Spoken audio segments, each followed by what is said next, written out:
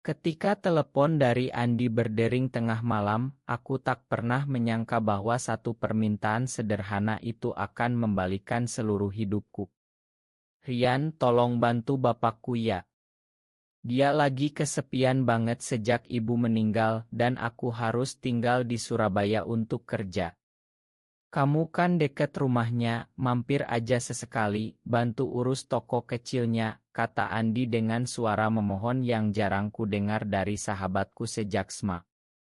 Aku mengiyakan tanpa banyak pikir, tapi saat aku tiba di rumah sederhana di pinggiran Jakarta keesokan harinya dan melihat Pak Budi duduk di teras dengan mata kosong memandang ke jalan, ada getaran aneh di dadaku yang seharusnya tidak ada.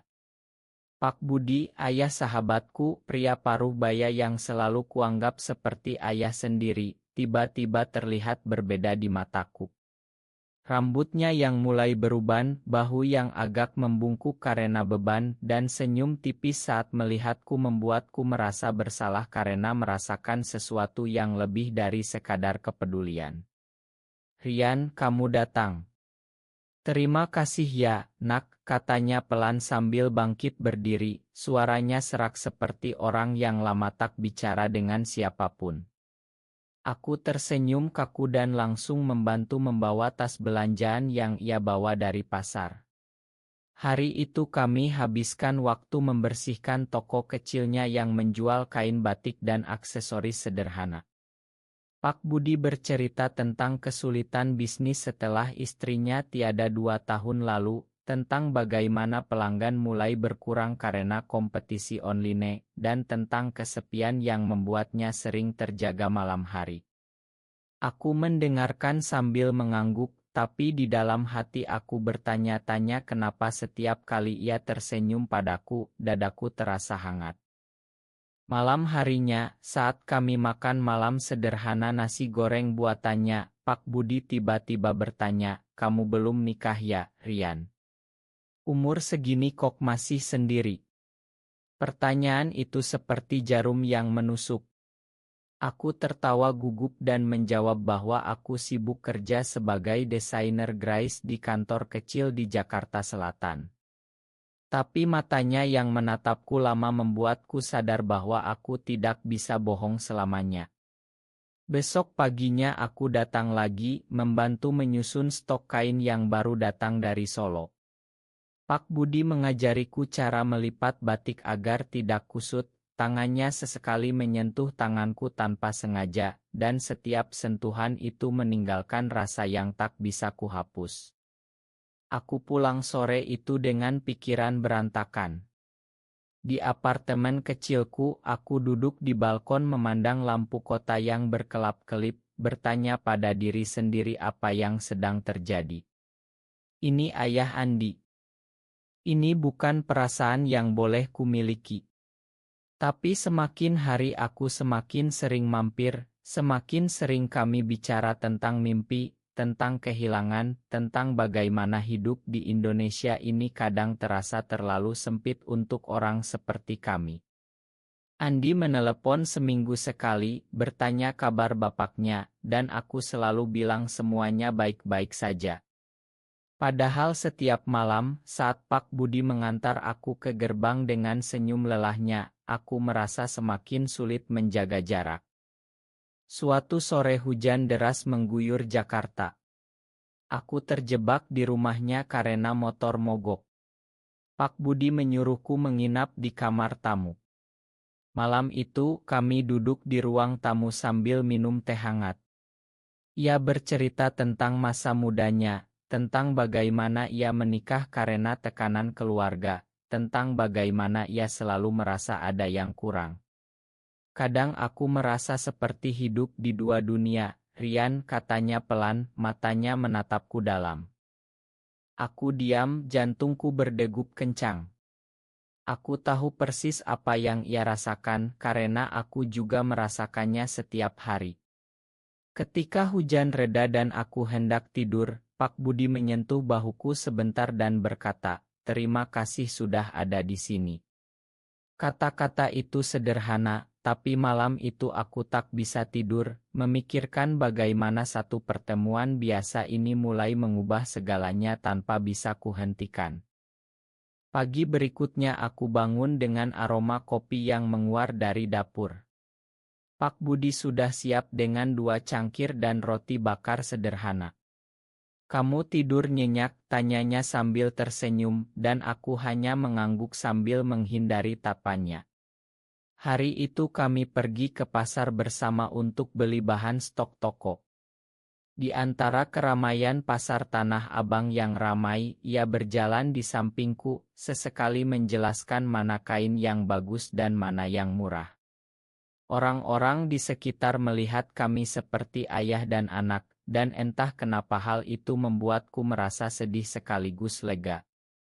Pulang ke toko, kami mulai menyusun rak baru. Tangan kami sering bersentuhan saat memindahkan gulungan kain, dan setiap kali itu terjadi, aku merasa listrik kecil mengalir di tubuhku. Sore harinya Andi menelepon lagi. "Bapak gimana, Rian? Kamu rajin ke sana kan?"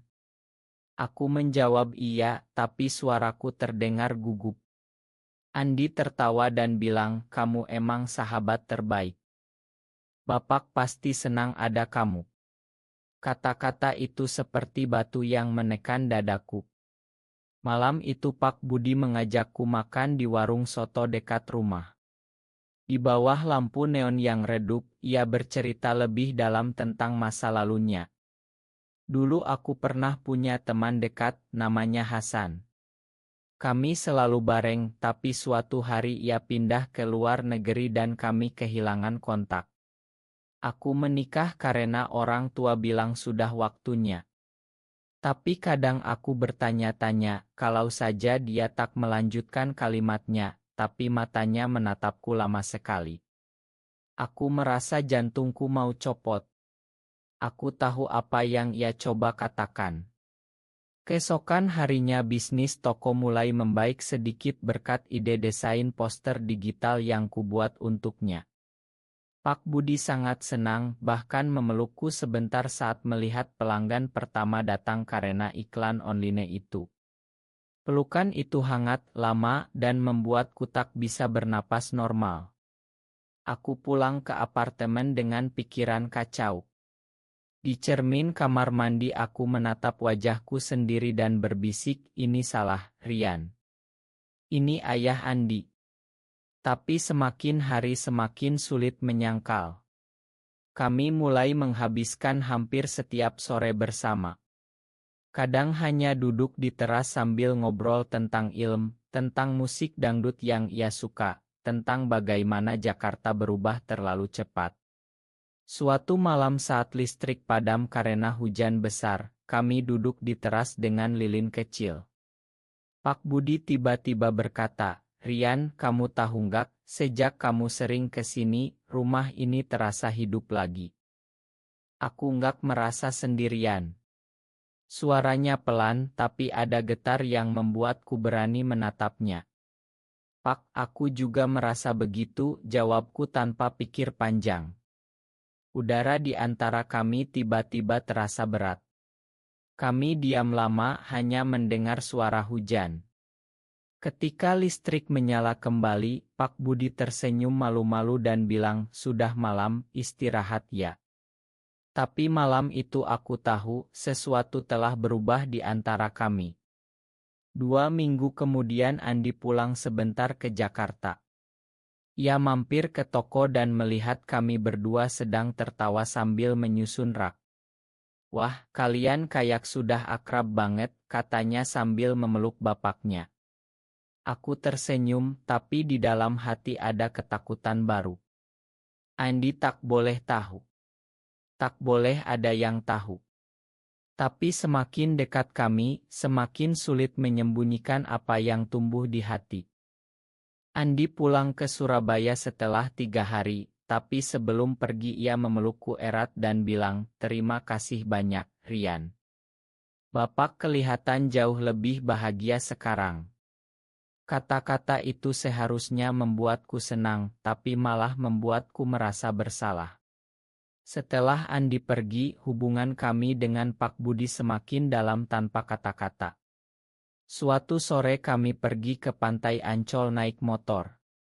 Angin laut meniup rambut kami, dan Pak Budi duduk di belakang sambil memegang pinggangku pelan. Di tepi pantai kami duduk di pasir, memandang matahari terbenam. "Rian, aku sudah lama nggak merasa seperti ini," katanya tiba-tiba. Seperti ada orang yang mengerti aku tanpa harus bicara banyak. Aku menoleh, dan untuk pertama kalinya kami saling pandang lama sekali. Malam itu di rumah, setelah makan malam, Pak Budi memutar lagu lama dari radio. Kami berdansa pelan di ruang tamu yang sempit, hanya dua pria dewasa yang tak tahu harus berbuat apa dengan perasaan ini. Tangannya di pinggangku, napasnya dekat telingaku, dan aku merasa dunia berhenti berputar. Tapi kebahagiaan itu tak bertahan lama. Paman Pak Budi, Pak Slamet, mulai sering mampir ke toko. Ia melihat kami terlalu dekat, dan suatu hari ia bertanya langsung, "Budi, kamu sama Rian ini apa-apaan sih?" Orang-orang di kampung mulai ngomong-ngomong. Pak Budi membela kami dengan tenang, tapi aku melihat ketakutan di matanya. Malam itu ia duduk di teras sendirian, rokok di tangan. Aku mendekat dan bertanya apa yang ia pikirkan. "Aku takut, Rian. Takut kehilangan kamu, takut Andi tahu, takut masyarakat di sini nggak terima." Aku memegang tangannya pelan dan bilang, "Kita bisa pelan-pelan, Pak." Tapi kata-kata itu terasa kosong. Konflik mulai muncul dari dalam diriku sendiri. Aku mulai menghindari Pak Budi selama 2 hari, pura-pura sibuk kerja. Tapi setiap malam ia mengirim pesan singkat, "Kamu baik-baik saja kan?" Dan aku tak bisa bohong pada diri sendiri. Akhirnya aku kembali ke rumahnya. Kami bertengkar kecil karena aku bilang mungkin lebih baik aku jarang datang. Pak Budi marah untuk pertama kalinya, suaranya bergetar, "Kamu pikir aku bisa hidup seperti dulu lagi setelah kamu datang?" Air matanya jatuh, dan aku tak tahan.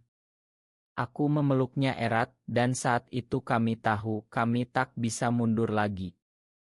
Tapi dunia luar tak membiarkan kami tenang. Tetangga mulai berbisik, dan suatu malam ada orang melempar batu kecil ke jendela rumah Pak Budi dengan tulisan kasar di kertas. Aku menemukan kertas itu pagi harinya dan langsung membakarnya sebelum Pak Budi melihat. Tapi rahasia tak bisa disembunyikan selamanya. Andi menelepon tiba-tiba, suaranya berbeda. "Rian, ada yang bilang kamu terlalu dekat sama Bapak. Apa benar?" Aku membeku. Saat itu aku tahu badai besar sedang mendekat. Aku berbohong pada Andi, bilang itu hanya gosip kampung. Tapi hati kecilku tahu kebohongan itu tak akan bertahan lama. Pak Budi semakin gelisah. Ia mulai tidur kurang, sering termenung di teras sambil memegang oto almarhumah istrinya. "Aku nggak mau kamu menderita karena aku, Rian," katanya suatu malam. Aku memegang tangannya dan bilang bahwa aku siap menghadapi apapun. Tapi kata-kata itu diuji lebih cepat dari yang kukira. Paman Slamet datang lagi, kali ini bersama beberapa tetangga. Mereka duduk di ruang tamu dan langsung menyerang, "Budi, ini nggak pantas. Kamu duda tapi dekat sama anak muda seperti ini. Apa kata orang?" Pak Budi berdiri tegar, suaranya tenang tapi tegas, "Rian hanya membantu saya. Jangan campur urusan orang lain." Tapi aku melihat tangannya gemetar. Malam itu setelah mereka pergi, Pak Budi menangis untuk pertama kalinya di depanku. Aku memeluknya lama, membiarkan air matanya membasahi bajuku. "Aku capek disembunyikan, Rian. Tapi aku juga takut kehilangan kamu," bisiknya. Kami duduk semalaman bicara tentang masa depan yang tak pasti di Indonesia ini. Aku cerita tentang keluargaku sendiri yang tak pernah menerima kalau aku suka sesama pria. Pak Budi mendengarkan dan menggenggam tanganku erat. Besok paginya toko sepi. Kami memutuskan tutup lebih awal dan pergi ke Taman Mini Indonesia Indah, tempat yang sepi. Di bawah pohon besar kami duduk, saling berbagi cerita masa kecil. Saat itu Pak Budi mengaku bahwa sejak muda ia pernah merasakan hal yang sama terhadap teman laki-lakinya, tapi ia tekan karena takut. Kamu yang pertama membuatku berani mengakui itu lagi, katanya. Aku tersenyum, tapi di dalam hati ada ketakutan besar. Andi menelepon lagi malam itu, kali ini marah. Rian, aku dengar dari Paman Slamet. Kamu dan Bapak apa-apaan ini? Suaranya penuh kekecewaan. Aku tak bisa jawab. Pak Budi mengambil telepon dariku dan bicara langsung dengan anaknya. Andi, Bapak yang minta Rian bantu. Jangan salahkan dia. Percakapan itu berakhir dengan Andi memutuskan telepon. Malam itu rumah terasa dingin. Pak Budi duduk di lantai, kepala di tangan. Aku duduk di sampingnya, tak tahu harus bilang apa. Besok pagi Andi datang tiba-tiba dari Surabaya. Wajahnya pucat, matanya merah. Ia masuk ke rumah dan langsung menghadapi kami berdua di ruang tamu. Bapak, Rian ini beneran? Pertanyaan itu menggantung berat di udara. Aku melihat Pak Budi menarik napas dalam, siap menghadapi anaknya. Dan saat itu aku tahu, pilihan yang harus kami ambil akan mengubah segalanya selamanya. Andi berdiri di depan kami, tangannya mengepal. Aku percaya sama kamu, Rian. Tapi ini bapakku. Suaranya pecah. Pak Budi berdiri, suaranya pelan tapi tegas, Andi, Bapak juga manusia. Bapak juga punya perasaan yang selama ini ditahan. Andi mundur selangkah, matanya penuh kekecewaan dan marah. Kalian berdua bohongi aku selama ini. Aku mencoba menjelaskan, tapi setiap kata terasa salah. Akhirnya Andi pergi sambil membanting pintu. Rumah terasa hening mencekam. Pak Budi duduk lemas di kursi, wajahnya pucat. Aku memeluknya dari belakang, merasakan bahunya bergetar. Makan aku, bisikku. Tapi ia hanya menggeleng. Ini bukan salahmu, Rian. Ini pilihan kita. Hari-hari berikutnya terasa berat. Andi tak mau bicara dengan bapaknya lagi. Paman Slamet datang membawa keluarga besar, memaksa Pak Budi kembali ke jalan yang benar. Mereka bilang akan membawa Pak Budi ke Kiai untuk diobati. Aku melihat ketakutan di mata Pak Budi, tapi ia tetap tegar. Aku sudah cukup lama bohong sama diri sendiri, katanya pada mereka. Malam itu setelah keluarga pergi, Pak Budi memegang tanganku dan bilang, Rian, mungkin lebih baik kamu pergi dulu. Aku tak mau kamu ikut menderita. Kata-kata itu seperti pisau. Aku menolak, tapi ia memaksa. Aku pulang ke apartemen dengan hati hancur. Selama seminggu aku tak ke rumahnya. Kerjaanku berantakan, aku tak bisa tidur. Setiap malam aku membayangkan wajahnya yang sendirian. Akhirnya aku tak tahan. Aku kembali ke rumahnya malam-malam. Pintu terbuka dan Pak Budi duduk di lantai dengan otot kami berdua di tangan. Ia menangis pelan. Aku berlutut di depannya, memeluknya erat. Aku nggak bisa pergi, Pak. Aku cinta sama Bapak. Kata-kata itu keluar begitu saja. Ia menatapku, air mata bercampur senyum. Aku juga, Rian. Dari pertama kali kamu datang. Kami menghabiskan malam itu dengan saling berpelukan, bicara tentang masa depan yang mungkin tak ada di Jakarta ini. Besok paginya Andi datang lagi, kali ini lebih tenang. Ia melihat kami berdua dan menghela napas panjang. Aku marah, tapi aku lihat Bapak bahagia. Aku cuma takut kalian nanti disakiti orang. Kami bicara lama, Andi mulai mengerti meski masih sulit. Tapi masyarakat tak semudah itu. Gosip semakin liar, pelanggan toko berkurang drastis. Pak Budi memutuskan menjual toko kecil itu dan pindah sementara ke Solo, kampung asalnya. Aku ikut, meninggalkan pekerjaanku di Jakarta. Di Solo kami tinggal di rumah kecil milik saudara jauh. Di sana kami belajar hidup bersama, belajar menghadapi tatapan orang, belajar bahwa cinta kami tak salah meski dunia bilang lain. Tapi pengorbanan masih ada. Andi jarang menelepon, keluarga besar Pak Budi memutuskan hubungan.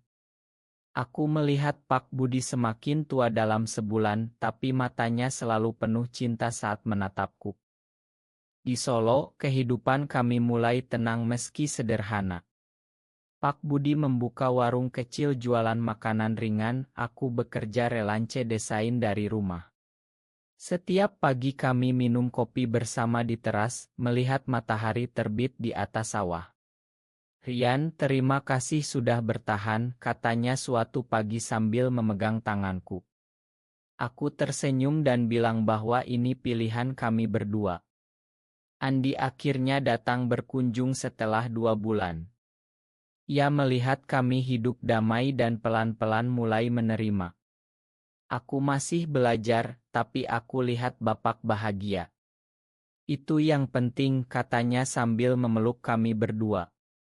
Kata-kata itu seperti obat untuk luka lama. Kami mulai merencanakan masa depan. Pak Budi menjual tanah kecil warisan dan kami pindah ke Bali, tempat yang lebih terbuka. Di sana kami membuka kai kecil di pinggir pantai. Pelanggan datang, tapi yang paling penting adalah kami bebas bernapas. Suatu sore di Pantai Kuta, saat matahari terbenam kemasan, Pak Budi memegang tanganku erat. Rian, aku nggak pernah menyesal.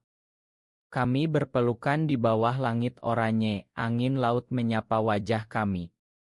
Saat itu aku tahu perjalanan panjang penuh air mata dan pengorbanan ini telah membawa kami ke tempat yang tepat. Aku bukan lagi pemuda yang ketakutan menyembunyikan diri. Pak Budi bukan lagi duda kesepian yang menahan perasaan. Kami tumbuh bersama, belajar bahwa cinta sejati tak peduli usia atau apa kata orang.